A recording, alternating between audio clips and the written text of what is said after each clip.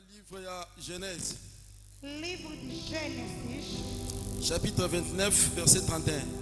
Gênesis 29 et 31. Natangi na kombo na Yesu. Amen. L'Éternel vit que Léa n'était pas aimée et il la rendit féconde, tandis que Rachel était stérile. Viu, pois, o Senhor que ela era desprezada, tornou-lhe fecunda a madre Raquel, porém era estéril. 32. 32. Léa devint enceinte et enfanta un fils à qui elle donna le nom de Ruben, car elle dit: l'Éternel a vu mon humiliation et maintenant mon mari m'aimera. E Leia concebeu e deu à luz a filho, a quem chamou Ruben, pois disse: porque o Senhor atendeu a minha aflição, agora me amará o meu marido. 33. Elle devint encore enceinte et enfanta un fils et elle dit: l'Éternel a entendu que je n'étais pas aimée et il m'a aussi accordé celui-ci. Et elle lui donna le nom de Siméon. 33. Concebeu outra vez e deu à luz a filho e disse: porquanto o Senhor ouviu que eu era desprezada, deu-me também este filho e lhe chamou Simeão. 35. Elle devint encore enceinte et enfanta un fils et elle dit: cette fois-ci je louerai l'Éternel. C'est pourquoi elle lui donna le nom de Judas et elle cessa d'enfanter parole du Seigneur. 35. De novo concebeu e deu à luz a filho e disse: esta vez louvarei ao Senhor. Por isso lhe chamou Judá e cessou de ter filhos. Palavra do Senhor.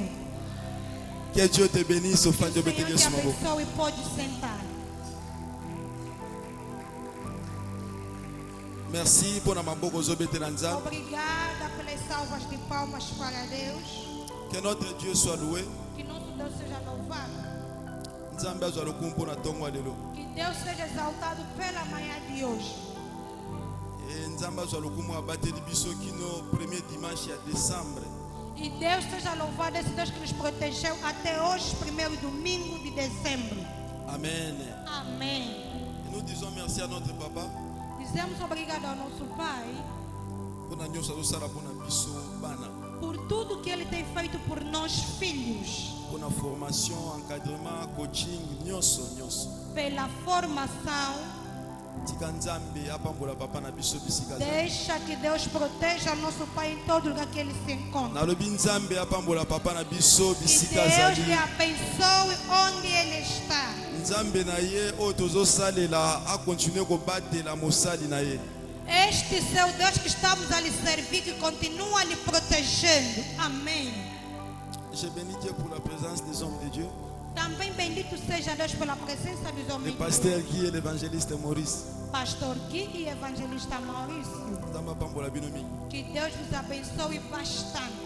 Les deux prédécesseurs oyo babandaki na biso programme oyo. Eles é que começaram conosco os nossos programas. Est-ce que mutu moko apambwamaki na 2 semaines oyo? Oh. Alguém foi abençoado nessas 2 semanas passadas? Je bénis aussi Dieu pour ta présence. Também bendito seja Deus pela tua presença. Ebele batali mbula me otali mbula te.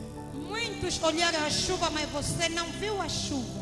Mbula wana eza ya lipamboli mpo na vi na yo. Aquela chuva é de bênção para a tua vida. Écoute bien, mais tokoti na mwa ya louange. Escuta bem, amado, entramos no mês de louvor. Décembre mpo na biso eza mwa ya louange. Dezembro para nós é mês de louvor. Raison pour laquelle nayebisa mutu moko na tongo ya lelo. Por isso, estou a dizer a alguém nesta manhã. Cette fois-ci, Desta vez, je louerai l'Éternel. eu louvarei ao Senhor. Amém. Nayebisa bato ebele te. Eu não vi dizer a muita gente. Soko olandi verbe oyo eza conjugué na singulier. Se você entende seguir este verbo, Elobi te que cette fois-ci nous louerons. Non. ele não diz no plural, não. Elobi cette fois-ci, Mas disse desta vez, je louerai. eu louvarei. Ngai nga. Nayebi koyebisa mutu moko na singulier awa. Eu também vi dizer a pessoa Ata toza ebele, mesmo que somos muitos. louange ya turo eza ya moto moko. Louvor desta vez é para Louange ya turo eza ya bato ebele te. uma única pessoa. Eza ya kati ya nguluba te. Para todos. Louange ya turo oyo Louvor desta vez eza ya bato baza bango moko. é para aqueles que estão Eza ya bato bazotambola na ebele ya bato te. que andar da gente. Nzambe Deus abimisi bana Israël fez sair os filhos de Israel na Égypte no Egito. na Exode 14. No Êxodo 14. Bakomi na Exode 15. Chegaram em Êxodo. Bauti okatisa mai. Eles atravessaram o mar. Bana Israël babandi oyemba nzembo. Os filhos de Israel começaram a cantar. Bisika baloba nous louerons l'Éternel. Em vez de dizer que nós louvaremos o Eterno, Bazalaki ebele. eles eram muito. Ben balobi. Mas disseram: Je louerai eu l'Éternel. louvarei ao Senhor. Nzamba bimisi bango ebele. Deus lhes fez sair muito. Mais bazoyemba na singulier. Mas eles estavam a cantar no singular. Comprendre eloko moko. Compreenda uma coisa: Louange louvor eza likambo ya bato ebele te. não é questão de muita Mais gente, eza likambo ya moto azososolaka nzambe asalinga bola. mas é para aquele que está Nalingi nayebisa moto moko. Nzambe awuti yo na janvier akomisi yo na décembre. Eza nzambe wana akolongolo na décembre abwaki yo na janvier 2026. Nzambe wana azomérite louange. Louange yango naye koyebisa yo cette fois-ci mbala oyo eza lisu ya kolela te.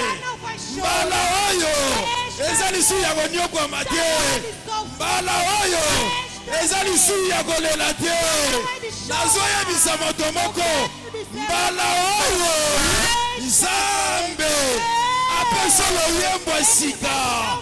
Loyembo ya sika. Loyembo ya sika. Yoka yoka baumelaki na Égypte. Eles demoraram no Egito.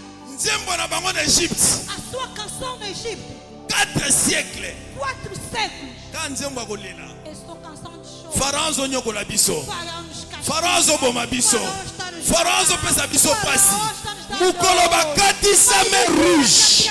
Bakomi na ngambo mosusu. no outro lado. Nzembo echange. Não mudou. Nzambe achange bango munoko te. Deus não mudou boca. Kaka monoko ebandi akolela A lobi. mesma boca que chora. Lelo monoko wana ebandi koyemba. Nzembo yesembo. Je déclare pour quelqu'un ce matin. Kaka monoko ebandi akolela wana. Lelo nzambe ya kanza azozwaka monoko wana. Azukaka monoko na yo. Achange langage nango. Ebandaki kolela. Lelo ebandi koseka. Ebandi koseka. Lelo ebandi koyembiso nzembo. Nzembo ya esengo. Nzembo ya délivrance. Na déclare mpo na yo lelo. Wa mobimba tokoti. Okotambola. Minu likolo. Ozoseka na koseka. Koseka elokalize yo. Nzembo ya esengo. Elokalize yo. Oyo azalaki kolelisa yo. Nzambe alelisa ye. Au nom de Jesus Cristo. Amém. Shabarabro sakarama sekere. Eza saison ya sika mpona mutu moko. É uma nova estação para alguém. Jacob aye kobala. Jacob veio casar. Asepeli na Rachel. Se alegrou com a Raquel. Ekomi bapesi mwasi. Em vez de lhe darem a mulher, Bachange bapesi ye Lea. trocaram e deram a Leia. Lea azalaki ku ya Jacob te. A Leia não era os gostos de Jacó. Na cour ya esthétique toyekola boye. Nós aprendemos isso na estética. Les goûts et les couleurs ne se discutent point. A cor e o gosto não se discutem. Est-ce que oyebi yango ti lelo? Sabes, aprendeste sabe Bagoût na Deus. bacouleur badiscute yango te. O gosto e a cor não se discutem. Amém. Bagoût ya Jacob Os gostos de Jacó ezalaki ba Rachel. era Raquel. Mais Laban Mas Labão akopesa Lea. lhe deu. Mais bisika totangi. Onde acabamos de ler? Bible ezoloba. A Bíblia está dizendo: Nzambe Deus, na trône na ye seu trono, a comprendre compreendeu que Lea oyo que esta Leia balingaka ye te. não lhe ama. A cause ya kozanga kolinga ye Porque não lhe gostam, akomisi ye fécond. lhe tornou fecunda. Amém. Amém. nalingi nabondela mpo na moto moko Eu azawa quero orar a favor de uma pessoa. bato balingaka yo As te pessoas não te gostam. balobaka yo kosimba Essa te ovelha não vai dar oza certo. baku na bango te Não é gosto naya dela. kodeklare Eu nde kaka mpo na yo declaro yo para moko ti, só para oza baku ya bato te não és gosto das Moza pessoas, kuya mas Nzambe. você é gosto de Lokolo Deus. oza kuya Nzambe. Não és gosto de Nzambe. Deus.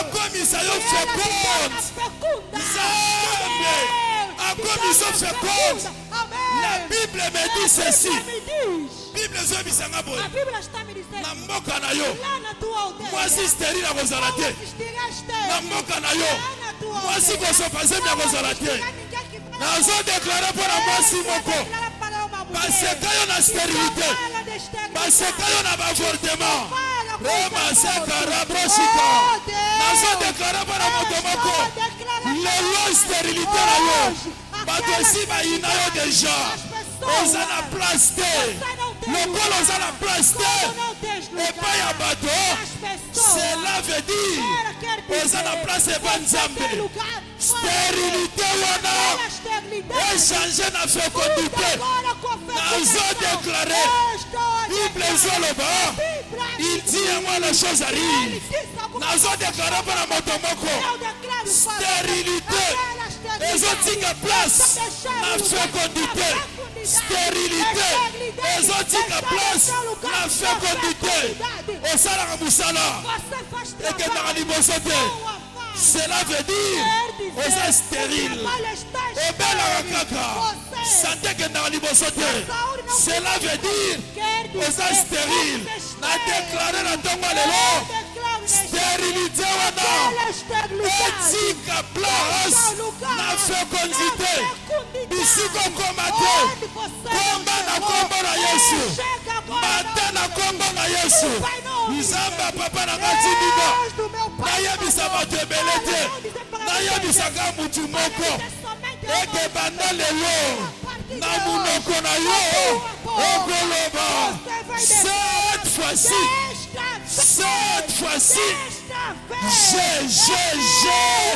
je louerai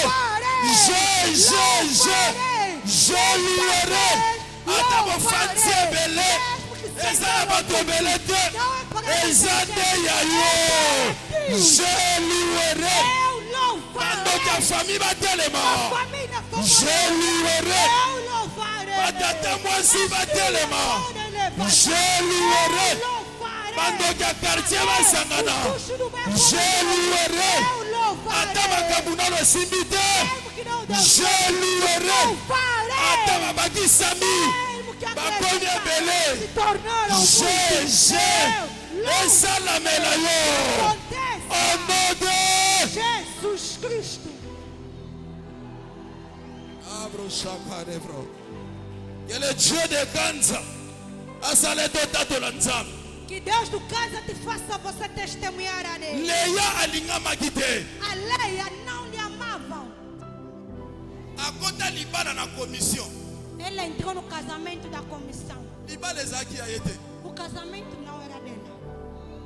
ekokoma ya yo ekokoma ya yo Vai se tornar teu. Amém. merci Saint-Esprit vasti pa bandaki vasti A abandaki Vasti também começou. mais ezalaki place ya vasti Mas te não era lugar da Vasti. ezalaka place ya Era o Esther lugar da Esther. oyo abandaki wana Ela que je começou. déclare eza place na ye Eu te declaro não é nzambe ya kanza Deus apeso do ayayayaya casa. jésus Aleluia. nayebi te eza ya nani Eu não sei de quem é. nazoka na litoi na nga Eu estou ouvindo. eza ya yo eza ya yo É teu. eza ya yo É teu. place wana Aquele lugar. kanda wana Aquele lugar. ata bato mosusu baza deja nzambe apesi yango yo nzambe apesa oyo apesa yo ata bato mosusu baza wana ekoma ya yo onodo Jesus Cristo. que Dieu te bénisse aboti mwana liboso Teve o primeiro filho, Ruben Ruben. ntango aboti ye Quando teve Ruben, apesi ye kombo ya Ruben alobi boye deu o nome de Ruben, disse: nzambe Deus amoni humiliation na ngai viu a minha humilhação. ntango olelaka Quando você chora, biso tozalaka te Nós não estamos lá presentes. Mais nzambe oyo nazoteya azalaka. Mas o Deus que eu estou a pregar, Ele está lá presente. Amém. Amém. Lokola azalaka. Como Ele está sempre lá presente, Amonaka mai ya miso na yo. Ele vê as tuas lágrimas. Ndenge oye awa. Do jeito que você veio aqui, Obongisi elongi bien. você preparou muito bem o rosto. Peut-être osala mwa make-up. Talvez fizeste uma pequena make-up, Mais motema esala ye make-up te. mas lá no coração não fizeste. Elongi ezoseka. O rosto está sorrindo, Mais motema ezolela. mas o coração está chorando. Ozomitungisa voisin na yo ayebi te. Estás a se inquietar, o teu vizinho não sabe. Humiliation wana oza nango. Aquela humilhação que você tem, Biso toyebi yango te. nós não sabemos, Mais eza na nzambe moko. mas tem um Deus. Amonaka ba humiliation. Ele vê. Amém. Rubin. Rubem. Nzambe. Deus. Amoni humiliation na ngai. Ele viu a minha Amoni humilhação. sonya bomwana. Viu a minha humilhação. Amoni bapasi na leka nango. Ele viu o meu Nzambe oyo amonaka ba humiliation ya Esse bato. Deus que vê a humilhação. Alatisa nkembo. Ai, Alatisa que yo. revista Alatisa nkembo. glória. Alatisa E nkembo. ele revista a glória. Aboti mwana ya mibale. Teve o segundo filho, Simeon. Simeão. Alobi nzambe ayoki. Disse: o Senhor me ouviu. Balosambo ya secret. As orações de Nzambe segredo, ayoki. Deus ouviu. Nala biso ba prière nyonso osala. Eu quero te dizer todas as orações que você faz. Biso osi obosana ngo. Você faz. Nzambe abosana te. Deus não esqueceu. Ba prière osala. As orações que você já fez, Obosana mususu. você já esqueceu Mais algumas, nzambe abosana te. mas Deus não. Osalela bato bolamu. Você fez bondade para Misu babosana. outros Me esqueceram. babolamu wana. Mas aquela é bondade. Nzambe Deus, abosana ngo te. Ele não esqueceu. Soki amoni Se Ele vê na Rubin, no Rubem, ayokaka mpe na Simeon. Ele também ouve no Simeão. Epai ya Rubin alobi nzambe amoni. No Rubem disse que Deus viu. Mais epai ya Simeon alobi nzambe ayoki. Mas no Simeão disse Eh, que Deus Nzambe na ouve. biso O nosso Deus, amonaka Ele vê mpe ayokaka. e ouve. Amém. Amém. Aboti mwana ya misato. Teve o terceiro filho. Apesi ye kombo ya Levi. Deu o nome de Levi. Levi elingi koloba attachement. Levi quer dizer apego. Alobi mbala mobali na ngai osangana na ngai. Disse, essa vez o meu marido vai Ata me nalingamaki apegar. te. Mesmo que eu não era Baloyo. amada. Mas desta vez, Bana nyonso misato oyo. esses três filhos, Honneur na ye ezali okende pa mobali. a honra ia ao marido. Nyonso soki aboti kaka. Se nascer, Mobali na ngai osepela. meu marido vai se alegrar. Nzambe amoni ke nalingamaki te. Deus Mobali me na ngai. viu que eu não Na era bana amada. misato. Nos três filhos, Atombolaka mobali. só exaltava o homem. Mais mokolo abotaki 4e Mas fils. quando deu o quarto filho, Juda. Judá Alobi. disse: Yambala oyo. esta Eza vez lisu mobali te. não é mais do marido, Eza lisu mobali te. não é mais do marido. Natombola nzambe. Vou exaltar a Deus. Amém. Otomboli bato mingi. Exaltaste muitas pessoas. Yekola kotombola nzambe. Aprenda a exaltar a Otomboli Deus. kolela mingi. Exaltaste o choro. Yekola kotombola nzambe. Aprenda a exaltar a Deus. Otomboli basituation wana mingi. Exaltaste demais aquela Apesi yo conseil moko. Eu te dou conselho. Ya mbala oyo. Esta Tombola nzambe. vez, Cette fois-ci, esta vez, louerai l'éternel. louvarei. Nakotombola su mobali Eu te. não vou exaltar. Esuki wana te. Não terminou aí. Bible bakisi. A Bíblia acrescentou. Ntango alobi cette fois-ci je Quando louerai. diz, desta vez louvarei ao Senhor. Elle cessa d'enfanter. Terminou de dar os filhos. Na Bible no eza bongo. Amém. E cessou de ter Na filhos. Bible nanga eza bongo. Ntango bien asilisi koloba turo na kotombola nzambe. Esta vez louvarei ao Senhor. Bible bakisi. A Bíblia acrescentou. Asilisi kobota. E cessou de ter filhos. Cela veut dire quoi? Quer dizer o quê? Après la louange, Depois de louvor, nzambe akotisaka motu na cycle ya repos. Deus coloca a pessoa no ciclo do repouso. Amém. Après la louange, Depois do louvor, nzambe akochange niveau na yo. Deus vai mudar o teu nível. Soki otomboli nzambe, Se você exaltar a Deus, otiki você deixa. badouleur enfantement, Deixa bapasi ya kolela, aquelas dores de dar obosani à yango. luz, dores de Nzambe choro. akotisi ye na Você repos. esquece. Deus lhe coloca no Azalaki repouso. mwasi oyo balingaki te. Era aquela mulher que não era À amada. cause ya louange, Por causa do louvor, mokolo azokufa. o dia que ela morreu, mwasi oyo balingaki Rachel A esposa que era amada Raquel. bakundai na nzela Enterraram pelo caminho. mais ye Mas Leia akufa morreu.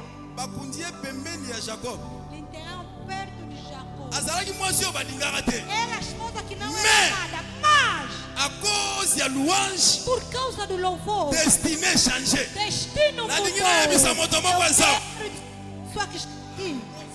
louange na yo O teu louvor. louange na yo O teu louvor. ekokochange destiné na yo Mudar o teu ya destino. Patrick namona bato Eu vi pessoas abotami na famille oyo moto amataka te que as pessoas à cause ya louange por causa do destiné changé batangi mpe kombo na ye à cause ya louange mwasi oyo balingaki te babalaki ye mpe malonga te ayaka libala na kope libala yango mpe ya ye te mais suka nango destiné changé nabondeli nzembe alliance na ntongo lelo achange destiné na yo bato baseka yo mingi leya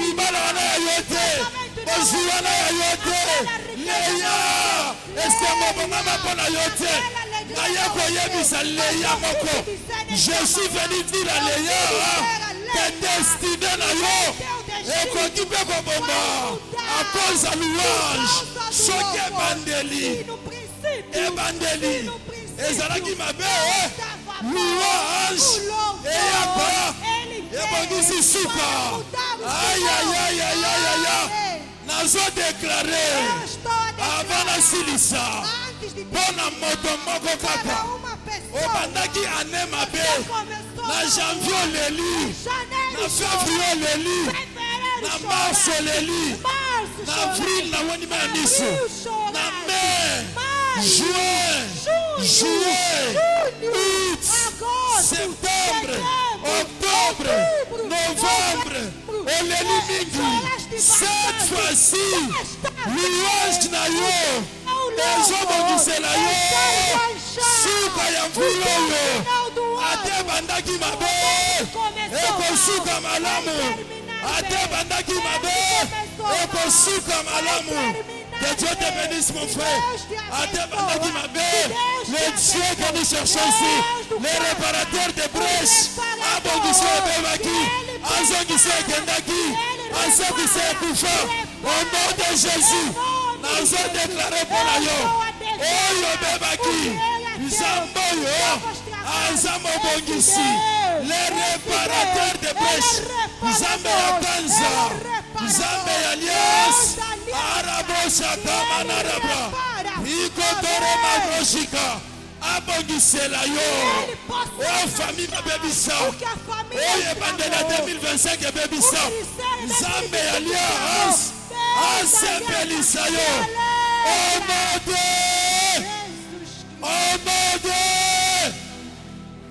tombolaka maboko no emba likolo.